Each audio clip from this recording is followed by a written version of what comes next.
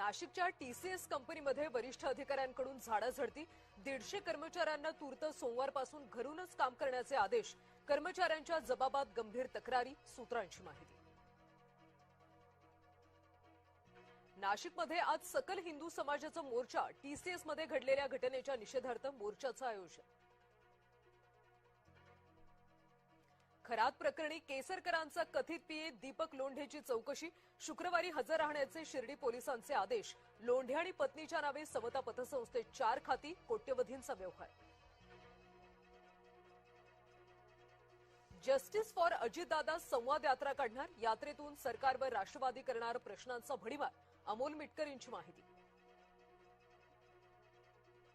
पर्यावरण मंत्री पंकजा मुंडे आज चंद्रपूर दौऱ्यावर चंद्रपुरात विद्युत केंद्र कोळसा खाणीमुळे प्रदूषण सुधीर मुनगंटीवारांनी विधानसभेत उठवला होता आवाज नागपूर शहर काँग्रेसमधले मतभेद पुन्हा चव्हाट्यावर अध्यक्षपदाच्या निवडीवरून पक्षातील अंतर्गत मतभेद उफाळले संघटन सृजन अभियानाच्या पार्श्वभूमीवर बैठकीत 2 गट आमनेसामने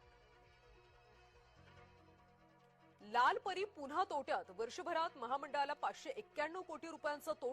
तोटा कमी करण्यासाठी ठोस उपाययोजना करा परिवहन मंत्री प्रताप सरनाईकांचे विभागांना निर्देश